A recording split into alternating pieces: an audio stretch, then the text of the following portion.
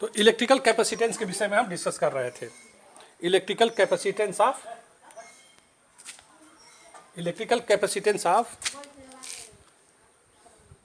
Spherical shell, इसके विषय में डिस्कस कर रहे थे। ये स्फेरिकल सेल है जिसका इनर रेडियस ए है। इलेक्ट्रिकल कैपेसिटेंस ऑफ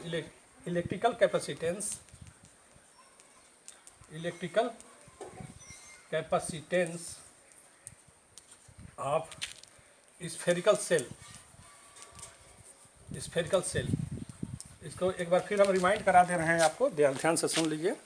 स्फेरिकल ये हमारा एक स्फेरिकल सेल है जिसका इनर रेडियस ए है और आउटर रेडियस बी है, और ये सेंटर है। हमको निकालना है क्या, इलेक्ट्रिकल कैपेसिटेंस निकालना है। तो इलेक्ट्रिकल कैपेसिटेंस निकालने के लिए हमको Q/V निकालना होता है।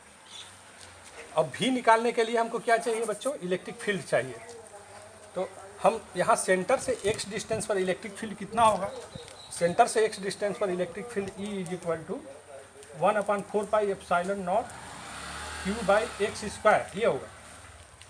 सेंटर से x डिस्टेंस पर इलेक्ट्रिक फील्ड 1/4πε0 Q/x², ये हमको पता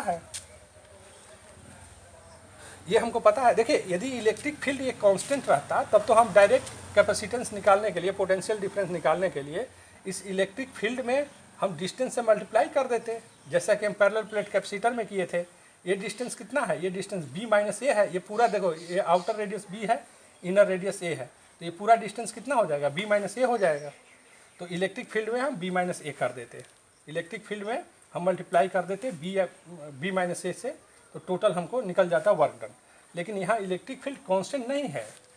when x will change, electric field will also change. Therefore हम क्या करेंगे, इसलिए हम यहाँ से x डिस्टेंस पर जो इलेक्ट्रिक फील्ड निकाले हैं वहाँ पर dx डिस्टेंस डिस्प्लेस करने में वर्क डन पता करेंगे। The work done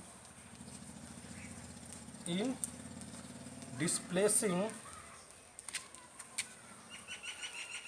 displacing unit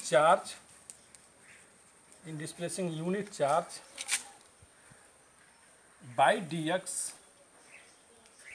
at x पर हम dx डिस्टेंस डिस्प्लेस किए, यहाँ पर हम dx डिस्टेंस डिस्प्लेस किए, तो वर्क डन हमारा कितना आ जाएगा, work done = force into displacement. Force क्या है, यूनिट चार्ज पर लगने वाला फोर्स, उसी को हम E बोलेंगे, फोर्स इंटू डिस्प्लेसमेंट हो गया। अब देखिए, E हमको दिया हुआ है, ये पता है 1/4πε0 Q/x²।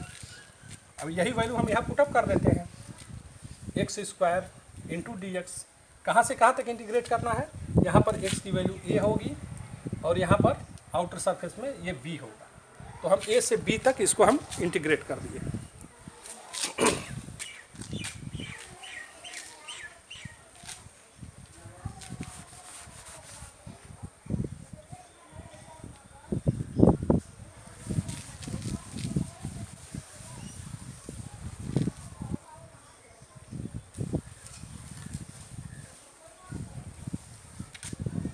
तो इसके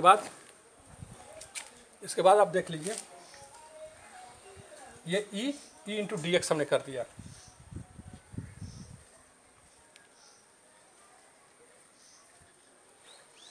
यहाँ पर देखिए, वर्क डन W = 1/4πε0 को हम बाहर ले लें, Q को बाहर ले लें, 1/x² dx।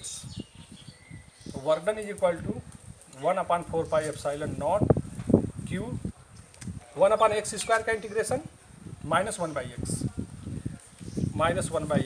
इस माइनस को हम यहाँ ले लिए हैं, लिमिट लिखिए, ये a है और ये b है। Work done = W = -1/4πε0 Q। x के जगह पर सबसे पहले हम अपर लिमिट लिखेंगे, -x के जगह पर लोअर लिमिट लिखेंगे।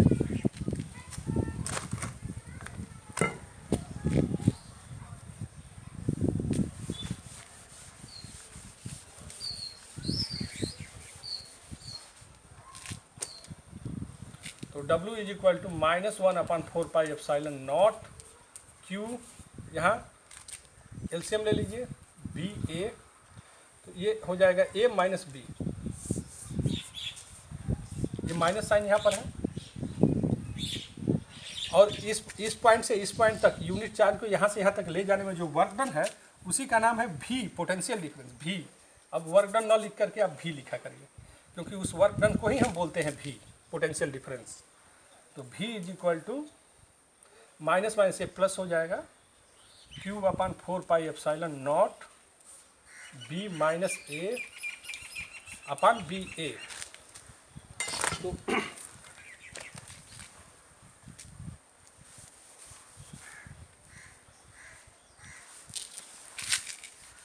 इसको हम सॉल्व कर देंगे।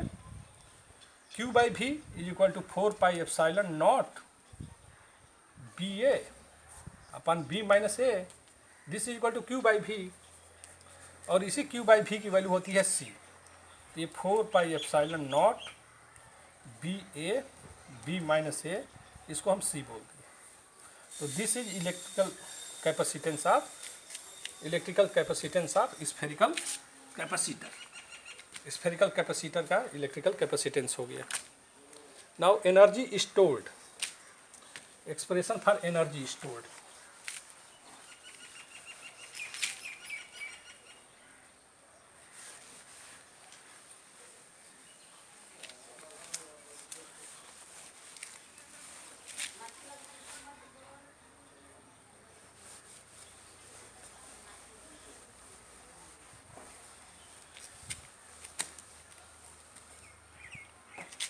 Expression for energy stored in a capacitor, energy stored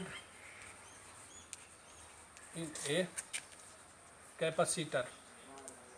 capacitor में कितना एनर्जी स्टोर्ड होता है ये आप ध्यान रख लीजिए। देखो बच्चों, मान लीजिए कोई कंडक्टर है या कैपेसिटर है, इसमें हमको plus Q amount of charge देना है।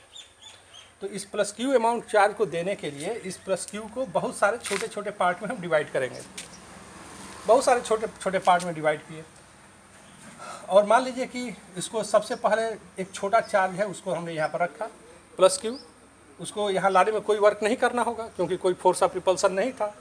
दूसरा चार्ज जैसे ही लाएंगे अब उस पर ज़्यादा फोर्स ऑफ रिपल्सन होगा, इसलिए उसको लाने में हमको वर्क करना पड़ेगा। अब नेक्स्ट चार्ज को लाने में वर्क और ज़्यादा करना पड़ेगा। अब नेक्स्ट और छोटे चार्ज को लाने में वर्क और ज़्यादा करना पड़ेगा, और ज़्यादा वर्क करना पड़ेगा।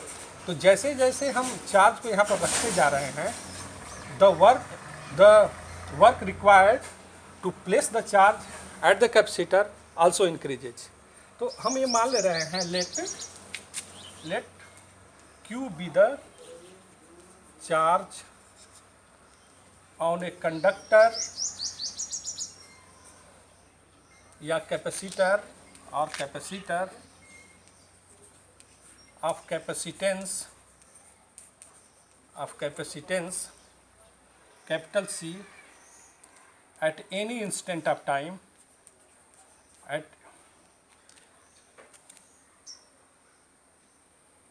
of capacitance C at any instant of time t। किसी पर्टिकुलर समय पर कितना चार्ज है भाई, Q है। तो now potential of the capacitor, potential of the capacitor at that instant, उस समय पोटेंशियल कितना होगा आपको पता है, V equal to Q by C. तो नाउ द वर्क डन, अब जिस समय पोटेंशियल V है उस समय dq अमाउंट ऑफ चार्ज रखने में वर्क कितना करना होगा। जिस समय पोटेंशियल V है उस समय हम चाह रहे हैं कि थोड़ा सा चार्ज और रख दें कंडक्टर पर या कैपेसिटर पर, तो वर्क डन कितना होगा।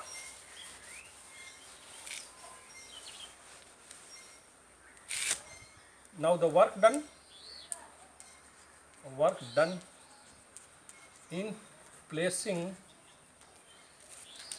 Charge dq at that instant, जिस समय पोटेंशियल V है उस समय हमको चार्ज रखने में कितना वर्क करना होगा, V इंटू डी क्यू, क्योंकि यूनिट चार्ज को लाने में जो वर्क करना होता है उसी को हम V कहते हैं। तो डी क्यू चार्ज को लाने में वर्क कितना होगा, डी क्यू होगा। तो ये तो उस समय है जब चार्ज यहाँ पर क्यू है तब की बात हो रही है, जब पोटेंशियल भी है तब इतना वर्क डन होगा। हमको तो टोटल चार्ज रखना है, तो hence total work done, hence total work done. Total work done कितना हो गया भाई, इसी को हमने इंटीग्रेट कर दिया, भी के जगह पर क्यू बाई सी लिख दीजिए इंटू डी क्यू। इंटीग्रेट कर दीजिए इसको, कहाँ से कहाँ तक, शुरू में जीरो है चार्ज, लास्ट में मान लीजिए क्यू है, जीरो टू क्यू हमने इसको इंटीग्रेट किया।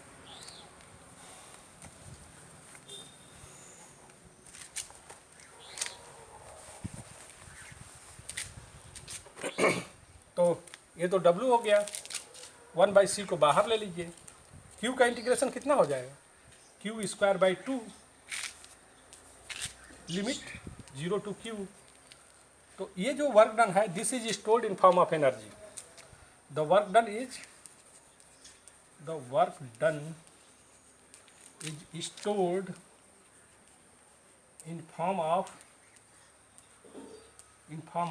Electrostatic energy, in form of electrostatic energy के रूप में स्टोर्ड होगा।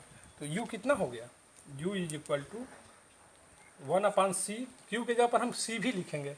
अब ये देखिए Q के जगह पर अपर लिमिट लिखिए तो Q स्क्वायर और लोअर लिमिट लिख देंगे तो 0, Q स्क्वायर बाई 2 माइनस 0, तो ये U is equal to Q square by 2c, Q square by 2c, ये वर्क डन हो गया Q square by 2c। But आपको मालूम है Q is equal to C भी,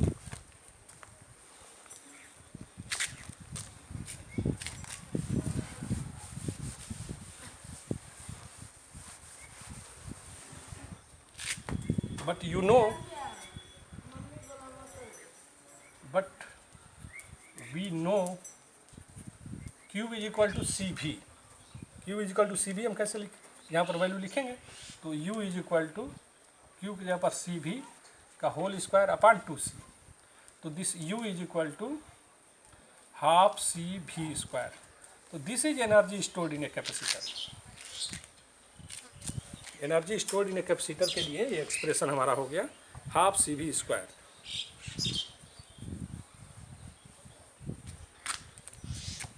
now next energy density.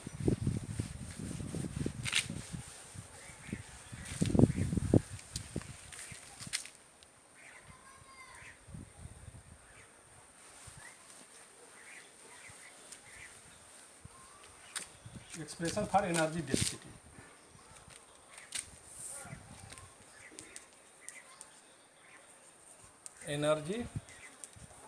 Energy density के लिए एक्सप्रेशन क्या होगा।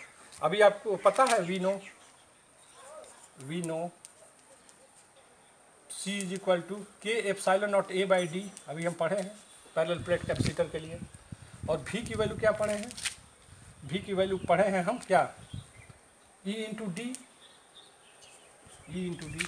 अब यही वैल्यू हम यहाँ पुटअप कर दें, hence U is equal to half C के जगह पर K epsilon not A by D into V के जगह पर E इंटू डी का होल स्क्वायर। इसको सॉल्व करिए,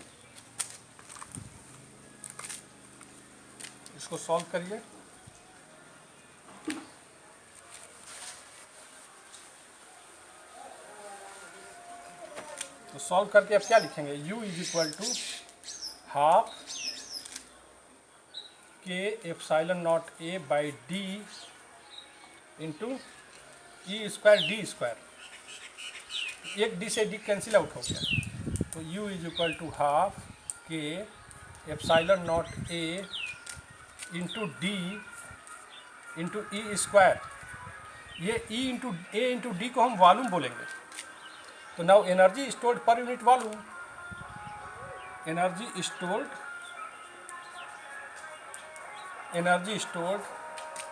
पर यूनिट वॉल्यूम कितना होगा, energy stored per unit volume, ये वॉल्यूम है A इंटू डी, एरिया में D से मल्टीप्लाई करेंगे तो वॉल्यूम आ जाएगा। तो U इज इक्वल टू इससे डिवाइड कर देंगे तो half K epsilon not E square, ये इसको हम बोलते हैं एनर्जी डेंसिटी। एनर्जी डेंसिटी का मतलब energy stored per unit volume. तो ठीक है, बस थैंक यू।